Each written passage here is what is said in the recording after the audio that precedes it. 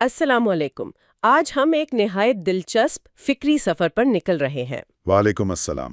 Doctor محمد رفیع الدین کی کتاب مستقبل کا نظریہ یعنی آئیڈیالوجی آف دا فیوچر کے ساتھ یہ ایک ایسی کتاب ہے جو انسانی فطرت کی گہرائیوں میں اترتی ہے۔ جی بالکل، یہ کتاب اصل میں انسان کو سمجھنے کی ایک کوشش ہے۔ ہماری خواہشات کیا ہیں، ہم عمل کیوں کرتے ہیں، اور یہ جو تاریخ کا رخ ہے یہ کیسے متعین ہوتا ہے۔ اچھا۔ خاص طور پر یہ انسان کی ایک بہت بنیادی پیاس یعنی آدرشوں یا آئیڈیلز کی تلاش اس پر روشنی ڈالتی ہے۔ تو آج اس گفتگو کا مقصد کیا ہے؟ ہم کوشش کریں گے کہ کتاب کے جو مرکزی خیالات ہیں ان کا نچوڑ سامعین تک پہنچائیں۔ خاص طور پر یہ سمجھنے کی کوشش کہ یہ آدرشوں کی خواہش ہماری زندگیوں، ہمارے معاشروں اور تاریخ پر کیسے اثر انداز ہوتی ہے۔ جی، ہمارے سامنے کتاب کے ہی اہم اقتباسات ہیں۔ اور دیکھیں کتاب کا جو بنیادی دعویٰ ہے، اس کی روح آپ کہہ لیں، وہ یہ ہے کہ انسان کے اندر آدرشوں کی ایک فطری، ایک بنیادی خواہش، ارج فار آئیڈیلز جسے کہتے ہیں، وہ موجود ہے۔ فطری خواہش۔ جی، ڈاکٹر رفیع الدین کے نزدیک اسی خواہش کو سمجھنا، یہی انسانی فطرت کو سمجھنے اور ہمارے جو پیچیدہ سماجی سیاسی مسائل ہیں ان کے پائیدار حل کی کنجی ہے۔ چلیں پھر اس گہرائی میں اترتے ہیں۔ کتاب اپنے نظریے کو واضح کرنے کے لیے دوسرے بڑے مفکرین کا بھی جائزہ لیتی ہے، جیسے فرائیڈ، ایڈلر، میکڈوگل اور مارکس۔ جی ہاں۔ ان کے نزدیک یہ آدرشوں کی خواہش کہاں سے آتی ہے؟ ہاں، کتاب ان کا ایک تنقیدی جائزہ پیش کرتی ہے۔ مثلا فرائیڈ کو دیکھیں تو وہ اسے بنیادی طور پر جنسی خواہش، سیکس ارج کا ایک بدلاوا روپ سمجھتے ہیں۔ اچھا۔ جی، جو مذہب یا آرٹ یا سیاست جیسی سرگرمیوں میں ظاہر ہوتی ہے۔ ایڈلر کا نظریہ تھوڑا مختلف ہے، وہ اسے احساس کمتری پر قابو پانے کی کوشش سے جوڑتے ہیں، یعنی خود نمائی کی جبلت، انسٹنکٹ آف سیلف اسرشن۔ اور مارکس، ان کا نظریہ تو بہت ہی مختلف ہوگا۔ بالکل، مارکس کے نزدیک تو یہ سب کچھ، یہ صرف معاشی حالات کا عکس ہے، معاشی خواہش، اکنامک ارج کا نتیجہ۔ یعنی آدرش خود کچھ نہیں، ان کے مطابق جی بس طبقاتی جد و جہد کا ایک ہتھیار ہے۔ ان کے دوست اینگلز نے تو یہاں تک کہہ دیا تھا کہ آدرشوں کی کوئی تاریخ نہیں ہوتی، کوئی ارتقاء نہیں ہوتا۔ لیکن ڈاکٹر رفیع الدین ان سب سے اختلاف کرتے ہیں۔ ان کا بنیادی نقطہ کیا ہے جو ان سب سے ہٹ کے ہے؟ وہ کیا کہتے ہیں؟ جی، یہی تو سب سے اہم نقطہ ہے۔ وہ کہتے ہیں کہ یہ تمام نظریات انسان کے اصل محرک کو پہچاننے میں ناکام رہے ہیں۔ اچھا۔ ان کا انقلابی موقف یہ ہے کہ آدرش معاشی حالات کا نتیجہ نہیں ہے، بلکہ ان کی وجہ ہے۔ وجہ ہے؟ جی، یہ تو بالکل الٹ بات ہو گئی۔ جی ہاں، ایک حیران کن دعویٰ۔ وہ اینگلز کے جواب میں کہتے ہیں یہ بات مذاکرخیز ہے، حقیقت اس کے بالکل برعکس ہے۔ انسانوں کے معاشی حالات ان کے آدرشوں سے متعین ہوتے ہیں۔ یہ مارکسزم کی بنیاد پر ایک، آپ سمجھیں، کاری ضرب ہے۔ تو اگر جنسی، معاشی یا خود نمائی کی جبلتیں اصل محرک نہیں ہیں تو پھر کیا ہے؟ کتاب شعور پر، کانشسنس پر بہت زیادہ زور دیتی ہے۔ جی ہاں، یہی کتاب کا مرکزی ستون ہے۔ موقف یہ ہے کہ کائنات کی اصل حقیقت مادہ نہیں بلکہ شعور ہے۔ شعور؟ جی، اور یہ صرف کوئی فلسفیانہ بات نہیں ہے۔ کتاب کہتی ہے کہ جدید فزکس جیسے آئنسٹائن کی تھیوری آف ریلیٹیوٹی اور کوانٹم تھیوری، وہ بھی اسی طرف اشارہ کر رہی ہیں۔ اچھا، سائنس بھی؟ جی، سر جیمز جینز جیسے سائنسدانوں کا حوالہ دیا گیا ہے۔ ان کے مطابق مادہ کوئی ٹھوس حقیقت نہیں بلکہ توانائی کی لہریں ہیں یا امکانات ہیں، جو بالآخر شعور کی ہی ایک شکل لگتی ہیں۔ یعنی کائنات ایک بے جان مشین نہیں بلکہ ایک عظیم سوچ، ایک گریٹ تھاٹ کی طرح ہے۔ سر جیمز جینز کے الفاظ میں بالکل ایسے ہی ہے۔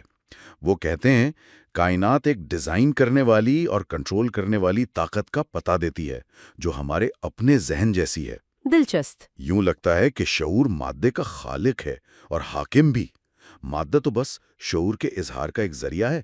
ٹھیک۔ اور اسی شعور کی ایک بنیادی صفت ہے تخلیق کی خواہش، ارج فار کریشن۔ کتاب کے مطابق ارتقاء کا سارا عمل اسی تخلیقی خواہش سے شروع ہوا اور جاری ہے۔ ارتقاء کا عمل بھی؟ جی، یہ کائناتی شعور کی خواہش ہے جو حیوانی سطح پر برکساں کی ایلون وائٹل یعنی حیاتیاتی تحریک اور انسانی سطح پر فرائیڈ کی لیبڈو یعنی لاشعوری توانائی کے طور پر ظاہر ہوتی ہے۔ ارتقاء میں کون سے بڑے سنگ میل تھے جن کا خطاب ذکر کرتی ہے؟ کتاب 2 آپ کہہ لیں انقلابی موڑوں کا ذکر کرتی ہے۔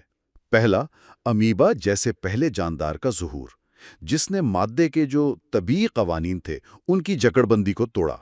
ہم اور دوسرا، انسان کا ظہور، جس نے حیوانی جبلتوں انسٹنکٹس کی حکمرانی کو توڑا۔ اچھا، گویا شعور بتدریج مادے اور جبلت کے پردے ہٹا کر خود کو ظاہر کر رہا ہے۔ تو کیا اس کا مطلب یہ ہے کہ ہمارے سارے اعمال، ہماری پسند ناپسند، یہ صرف جانوروں سے وراثت میں ملی جبلتوں کا نتیجہ نہیں ہے، جیسا کہ اکثر ماہرین نفسیات کہتے تھے؟ بالکل نہیں۔ کتاب واضح کرتی ہے کہ جبلتیں تو بنیادی طور پر زندگی اور نسل کی بقا کے لیے ہیں، ضروری ہیں۔ جی، لیکن انسان کی جو اعلیٰ سرگرمیاں ہیں، جیسے سچائی کی تلاش، انصاف کی خواہش، حسن سے محبت، اخلاقی اقدار، قربانی دینا، ہاں، یہ جبلتوں سے نہیں آتی۔ یہ براہ راست شعور یا ذات، جسے سیلف کہتے ہیں، اس کی خواہش سے پیدا ہوتی ہیں۔ یہاں بات واقعی گہری ہو رہی ہے۔ یہ کیسے ممکن ہے کہ شعور کی یہ لطیف خواہش جبلتوں جیسی طاقتور چیزوں پر غالب آ جائے؟ بھوک، پیاس، خوف، ان پر؟ کتاب کا استدلال یہی ہے کہ شعور کی یہ آدرش کی خواہش اتنی طاقتور ہے کہ یہ بھوک، پیاس، خوف جیسی بنیادی جبلتوں کے رد عمل کو بھی کنٹرول کر سکتی ہے، اسے روک سکتی ہے یا موڑ سکتی ہے۔ اچھا، جی، اور عقل، ریزن، وہ خود کوئی ڈرائیور نہیں، وہ صرف ایک اوزار ہے جو مختلف خواہشات کی خدمت کرتی ہے، چاہے وہ جبلتی ہوں یا شعوری ہوں۔ لیکن سب سے طاقتور خواہش آدرش کی ہے، جو شعور سے پھوٹتی ہے، اور یہی بالآخر جبلتی خواہشات پر حکمرانی کرتی ہے۔ یہ بہت اہم نکتہ ہے۔ ایک اور اہم بات، شعور دماغ کے برابر نہیں ہے۔ کتاب اسے ایک دریا کی طرح کہتی ہے، اور دماغ اس دریا کے بہاؤ کا وہ راستہ ہے جو ارتقاء کے دوران شعور نے اپنی ضرورت کے لیے خود بنایا۔ واہ، مارکس، فرائیڈ، ایڈلر، میکڈوگل، ان سب نے غلطی سے کسی نہ کسی جبلت کو انسان کا بنیادی محرک سمجھ لیا، جبکہ اصل رہنما ذات کا شعور ہے، جو ان جبلتوں کو استعمال کرتا ہے اور قابو میں رکھتا ہے۔ تو یہ ذات کی خواہش یا آدرش کی خواہش، اگر ہم اسے مزید سمجھنا چاہیں تو یہ اصل میں ہے کیا؟ کتاب اسے حسن و کمال، بیوٹی اینڈ پرفیکشن کی خواہش قرار دیتی ہے۔ یہ کیا ہے؟ بالکل درست، یہ بنیادی طور پر حسن اور کاملیت کی پیاس ہے۔ کتاب کہتی ہے کہ حسن کا حقیقی تعلق صرف شعور سے ہے۔ صرف شعور سے؟ جی، جب ہم کسی چیز کو خوبصورت کہتے ہیں، چاہے وہ پھول ہو، کوئی نظم ہو یا کوئی بہادرانہ عمل، تو ہم دراصل اس میں شعور کی صفات کی جھلک دیکھ رہے ہوتے ہیں، جیسے طاقت، نیکی، سچائی، تخلیق، ہم آہنگی۔ اچھا، یہ تو نیا زاویہ ہے۔ جی، اور محبت کا اس تصور میں کیا مقام ہے؟ محبت شعور کا مرکزی جوہر ہے، اور اس کا سب سے مکمل اظہار۔ کتاب کے مطابق محبت ہی حسن کی اصل وجہ ہے۔ حسن کی وجہ ہے؟ جی، ہم کسی چیز سے اسی وقت محبت کرتے ہیں جب ہمیں لگتا ہے کہ وہ کسی محبت کرنے والے شعور کا اظہار ہے۔ مثال کے طور پر، گلاب کا حسن صرف رنگ اور خوشبو نہیں ہے، بلکہ اس میں ایک تخلیقی، محبت کرنے والے شعور یعنی خالق کا تاثر ملتا ہے، تازگی، نشوونما، توازن۔ سمجھ آئی۔ تو انسانی شعور قدرتی طور پر اپنے اصل، اپنے ماخذ یعنی کائناتی شعور، یونیورسل کانشسنس، یا جسے ہم خالق کہتے ہیں، جی، اسی کی طرف کھنچتا ہے۔ یہی حسن اور کمال کی بنیادی تلاش ہے۔ کامل اور لازوال حسن وہ صرف صحیح آدرش میں مل سکتا ہے۔ اور صحیح آدرش کیا ہے؟ وہ خود خالق ہے، تمام اچھی صفات کا منبع۔ یہ تو ہوئی خواہش کی بات، لیکن انسان خود کو، اپنی ذات کو پہچانتا کیسے ہے؟ اور پھر وہ اپنا آدرش کیسے منتخب کرتا ہے؟ یہ عمل کیسے ہوتا ہے؟ خود شناسی کا عمل وہ دوسروں اور ماحول کو جاننے سے شروع ہوتا ہے۔ جی، بچہ جب میں کہنا سیکھتا ہے ہاں، تو اس کی ذات کا شعور جاگتا ہے۔ وہ متجسس ہوتا ہے، جاننا چاہتا ہے کہ اسے اصل میں کیا پسند ہے۔ ہاں، جیسے جیسے وہ دنیا کو سمجھتا ہے، ویسے ویسے اپنی ذات کو بھی سمجھتا جاتا ہے۔ اور آدرش کا انتخاب وہ کیسے ہوتا ہے؟ یہ ایک مسلسل عمل ہے۔ انسان مختلف پسندیدہ چیزوں یا خیالات کا موازنہ کرتا رہتا ہے۔ وقت کے ساتھ کوئی ایک خیال یا تصور باقی سب پر غالب آ جاتا ہے، یہی اس کا آدرش بن جاتا ہے۔ اچھا، یہ سفر ٹھوس، کانکریٹ چیزوں سے شروع ہوتا ہے، پھر مجرد ایبسٹریکٹ تصورات کی طرف جاتا ہے۔ کیوں؟ کیونکہ ذات لامحدود اور دائمی حسن چاہتی ہے۔ اکثر حتمی آدرش کسی شخصیت یا شخصیات کی منظوری یا تقلید کی شکل اختیار کر لیتا ہے۔ کتاب کے مطابق سب سے بلند، سب سے مجرد اور سب سے زیادہ اطمینان بخش آدرش وہی صحیح آدرش ہے، یعنی خالق۔ اور آپ نے پہلے اخلاقی ضابطے کی بات کی تھی۔ جی ہاں، یہ بات اہم ہے کہ ہر آدرش، چاہے وہ دولت ہو، طاقت ہو، قوم ہو یا خالق، وہ اپنا ایک اخلاقی ضابطہ، مورل کوڈ ساتھ لاتا ہے۔ مثال کے طور پر؟ میکیاویلی کا ضابطہ ریاست کے مفاد کے گرد گھومتا تھا، لینن کا کمیونزم کے گرد۔ کتاب کہتی ہے کہ صرف صحیح آدرش کا اخلاقی ضابطہ ہی ہماری فطرت سے ہم آہنگ ہے اور حقیقی سکون دیتا ہے۔ کیا ہم صرف اپنی عقل استعمال کر کے صحیح آدرش تک پہنچ سکتے ہیں، یا کیا وجدان اور دعا کا بھی کوئی کردار ہے؟ کتاب اس بارے میں کیا کہتی ہے؟ کتاب کا جواب بہت واضح ہے، نہیں، صرف عقل کافی نہیں۔ نہیں؟ جی، ارسطو جیسا عظیم فلسفی ہو یا ہٹلر جیسا منظم ذہن، دونوں عقلیت پسندی کے باوجود غلط نتائج پر پہنچیں۔ کتاب کہتی ہے کہ حسن، محبت اور آدرش کی پہچان کا حتمی ذریعہ وجدان ہے، احساس ہے، یا جسے آپ ایمان، فیتھ کہہ لیں۔ ایمان؟ جی، عقل ایک بہترین مددگار ہے لیکن منزل تک نہیں پہنچاتی۔ آپ دیکھیں، سائنس میں بھی ہمیں مفروضوں پر ایمان لا کر ہی آگے بڑھنا پڑتا ہے۔ یہ تو ٹھیک ہے، اور دعا کا کیا کردار ہے اس سفر میں؟ دعا کو کتاب حسن کا تفکر کہتی ہے، کانٹمپلیشن آف بیوٹی۔ حسن کا تفکر؟ جی، جب ہم فطرت میں خالق کی عظمت، قدرت اور خوبی دیکھتے ہیں تو ہمارے اندر ایک احساس پیدا ہوتا ہے۔ دعا اس احساس کے اظہار کا سب سے فطری اور طاقتور طریقہ ہے۔ اور دعا نہ کرنا؟ دعا نہ کرنا گویا اپنی اس بنیادی خواہش کو دبانا یا غلط سمت میں موڑنا ہے۔ دعا سے ہوتا کیا ہے؟ صرف ایک قلبی سکون ملتا ہے یا کچھ اور بھی؟ اس سے کہیں زیادہ۔ دعا کے ذریعے الہی شعور سے رابطہ مضبوط ہوتا ہے، محبت بڑھتی ہے، ایک طاقتور صحیح آدرش وجود میں آتا ہے جو تمام پچھلے کمتر آدرشوں پر غالب آ جاتا ہے۔ اچھا۔ اور یہ خود فراموشی نہیں ہے، بلکہ خالق کی مرضی کے مطابق عمل کرنے میں اپنی ذات کی تکمیل ہے، سیلف افرمیشن۔ کتاب کہتی ہے کہ سچا عاشق، جیسے عظیم انبیاء موسیٰ، عیسیٰ اور محمد علیہ السلام، وہ عمل و خدمت میں خوشی پاتا ہے، گوشہ نشینی میں نہیں۔ خود شناسی، آدرش اور آزادی، ان کا آپس میں کیا تعلق ہے؟ دیکھیں، خود شناسی کا اصل مطلب ہی یہ ہے کہ آپ اپنے منتخب کردہ آدرش کے مطابق عمل کرنے میں آزاد ہوں۔ آزاد ہوں؟ جی، غلامی کیا ہے؟ یہی کہ آپ کسی دوسرے کے آدرش کے تابع ہوں۔ محبت اور آدرش سمجھوتا نہیں کرتے، وہ رکاوٹوں سے ٹکراتے ہیں۔ ذات صرف اپنے آدرش کی حکمرانی چاہتی ہے۔ اور رکاوٹیں؟ جب ذات ان رکاوٹوں پر، چاہے وہ اندرونی ہوں یا بیرونی، قابو پاتی ہے تو وہ مضبوط ہوتی ہے، ارتقا آتی ہے۔ زندگی، موت اور لافانیت کے بارے میں کتاب کیا کہتی ہے؟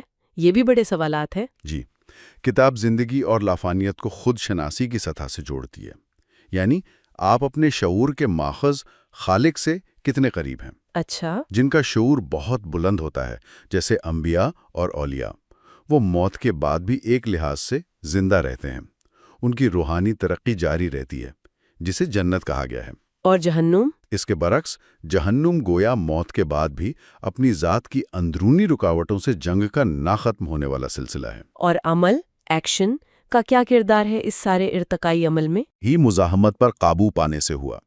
انسانی سطح پر ہمیں جبلتوں کی مزاحمت پر قابو پا کر شعوری آزادی حاصل کرنی ہے۔ صحیح آدرش ذات اور جبلت کے تقاضوں میں توازن اور ہم آہنگی لاتا ہے۔ کتاب یہاں تک کہتی ہے کہ شیطان یعنی رکاوٹیں ارتقاء کے لیے ضروری ہیں، ان سے لڑنا ہی ترقی کی راہ ہے۔ اچھا، یہ تو ہوئی فرد کی بات۔ اب ذرا بڑے کینوس پر آتے ہیں، معاشرہ، سیاست، تاریخ اور جنگ، ان کے بارے میں کتاب کا نظریہ کیا ہے؟ کتاب ارسطو سے اتفاق کرتی ہے کہ انسان فطری طور پر سماجی ہے۔ جی۔ ہماری ذات اور ہمارے آدرش دونوں معاشرے کے بغیر پروان نہیں چڑھ سکتے۔ سماجی جبلت دراصل شعور کی گہری خواہش وحدت، ونس سے نکلتی ہے۔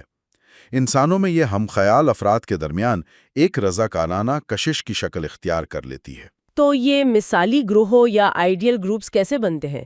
ریاست کا تصور کہاں سے آتا ہے؟ جن لوگوں کا آدرش ایک ہو جاتا ہے وہ قدرتی طور پر ایک گروہ بنا لیتے ہیں۔ کتاب کہتی ہے کہ ہر ایسا گروہ جس کی بنیاد ایک مشترکہ آدرش پر ہو وہ اپنی ذات میں ایک ریاست اسٹیٹ ہوتا ہے۔ اچھا، ہر گروہ ایک ریاست ہے؟ جی، چاہے وہ سیاسی طور پر آزاد ہوں یا کسی دوسری ریاست کے ماتحت۔ اس ریاست کے اندر پھر مختلف ذیلی گروہ ہوتے ہیں، سیاسی، علمی، معاشی وغیرہ، جو سب مرکزی آدرش کے تابع ہوتے ہیں۔ اور جنگیں کیا وہ ناگزیر ہیں؟ کتاب کا موقف تو لگتا ہے کافی سخت ہوگا اس معاملے میں۔ ہاں، کتاب کا نظریہ یہاں بہت واضح اور شاید کچھ لوگوں کے لیے چونکا دینے والا بھی۔ وہ کہتی ہے کہ ہر آدرش اپنی فطرت میں پھیلاؤ پسند ہوتا ہے اور دوسرے آدرشوں سے لازماً ٹکراؤ میں آتا ہے۔ لازماً؟ جی، یہ زندگی اور موت کی کشمکش بن جاتی ہے۔ تشدد، وائلنس اس وقت ناگزیر ہو جاتا ہے جب ایک آدرش پرست گروہ یہ سمجھتا ہے کہ اپنی بقا اور پھیلاؤ کے لیے دوسرے نظریے کی مزاحمت کو کچلنا ضروری بھی ہے اور ممکن بھی۔ تو مستقل امن کیسے آئے گا؟ سے ہی ممکن ہے۔ تو کیا صحیح آدرش کے لیے جنگ کرنا اخلاقی طور پر جائز بھی ہو سکتا ہے؟ یہ تو بہت بڑا دعویٰ ہے۔ کتاب یہی کہتی ہے، اس کے مطابق اگر یہ جنگ انسانیت کے مجموعی ارتقاء میں براہ راست مددگار ہو تو یہ جائز ہی نہیں بلکہ ایک تخلیقی عمل، کریٹیو ایکٹ ہوگی۔ تخلیقی عمل؟ جی بالکل، جیسے فطرت میں ایک شکل دوسری کو مٹا کر آگے بڑھتی ہے، صحیح آدرش پر مبنی ریاست کو گویا زمین پر خالق کی مرضی نافذ کرنے کے لیے پھیلنے کا حق حاصل ہے۔ یہ نظریہ یقیناً بہت سے سوالات کو جنم دیتا ہے۔ بالکل۔ اسی بنیاد پر کتاب قوم پرستی، نیشنلزم جیسے نظریات پر سخت تنقید کرتی ہے۔ کیوں؟ کیونکہ ان میں آفاقیت نہیں ہوتی، وہ اخلاقیات کو سیاست سے الگ کر دیتے ہیں اور بالآخر جنگوں کا باعث بنتے ہیں۔ ہیگل جیسے مفکر ریاست کو ہی خدا مان لیتے ہیں، لیکن کتاب کہتی ہے ریاست صرف ایک ذریعہ ہے اور وہ بھی صرف تبھی جائز اور عقلی ہے جب وہ صحیح آدرش کی خدمت کرے۔ تو تاریخ کا پہیہ کیسے گھومتا ہے؟ تہذیبیں کیوں بنتی اور مٹتی ہیں؟ اسپینگلر اور ٹوائنبی نے بھی اس پر لکھا ہے۔ جی، کتاب کہتی ہے تاریخ دراصل نفسیاتی سماجی ارتقاء، سائیکو سوشل ایوولوشن کا عمل ہے، جسے چلانے والی قوت یہی آدرش کی خواہش ہے۔ اچھا۔ تہذیبیں اپنے مرکزی آدرش کی بنیاد پر اٹھتی ہیں، اور جب وہ آدرش کمزور پڑتا ہے یا اپنی کشش کھو دیتا ہے تو تہذیب زوال پذیر ہو جاتی ہے۔ تاریخ کا حتمی مقصد کتاب کے مطابق صحیح آدرش پر مبنی ایک عالمگیر اور دائمی تہذیب کا قیام ہے۔ یہ نظریہ اسپینگلر یا ٹوائنبی سے کیسے مختلف ہے؟ یہ زیادہ بنیادی ہے کیونکہ یہ فرد کی نفسیات سے شروع ہو کر پوری تاریخ کی وضاحت کرتا ہے۔ اس علیم الشان تاریخی عمل میں انبیاء کا کیا کردار ہے؟ انبیاء گویا شعور کی وہ طاقتور لہریں ہیں یا نمائندے ہیں جو انسانیت کو اجتماعی طور پر صحیح آدرش کی طرف دھکیلتے ہیں۔ ارتقاء ہمیشہ نامکمل سے مکمل کی طرف جاتا ہے۔ جیسے جنین سے بچہ بنتا ہے، مادے سے زندگی نکلتی ہے، ویسے ہی نبوت کے سلسلے میں بھی بتدریج تکمیل ہوتی ہے۔ تو مقصد کیا ہے؟ مقصد ایک حتمی کامل نظریہ، فائنل آئیڈیالوجی تک پہنچنا ہے، جو ایک کامل نبی، کمپلیٹ پروفٹ کے ذریعے ظاہر ہو۔ یہی نظریہ انسانیت کے آخری ارتقائی مرحلے اور دائمی اتحاد کی بنیاد بنے گا۔ تو کیا نبوت کا اختتام ضروری ہے؟ جی، اسی لیے کتاب کے مطابق نبوت کا ایک اختتام، فائنالٹی ضروری ہے، تاکہ انسانیت ایک مرکز پر متحد ہو سکے۔ اگر نئے نبی آتے رہیں گے تو نئے گروہ بنتے رہیں گے اور وہ عالمگیر اتحاد کبھی قائم نہیں ہو پائے گا۔ کیا اس آخری نظریے کی صرف روح یا جوہر ایسنس اہم ہے، یا اس کی ظاہری شکل، فارم بھی، مثلاً عبادات، رسومات، ادارے؟ کتاب کہتی ہے کہ شکل بھی اتنی ہی اہم ہے۔ نظریہ کا جوہر اور اس کی بیرونی شکل لازم و ملزوم ہے، جیسے روح اور جسم۔ اچھا۔ جی، آخری نبی کے ذریعے دیے گئے نظریے کی جو اصل شکلیں ہیں، عبادات، قانون، ادارے، وہ دنیا کے آخر تک لازمی رہیں گے۔ کیوں؟ کیونکہ وہ کائنات کی تخلیقی خواہش اور انسانی نفسیات سے پوری طرح ہم آہنگ ہیں۔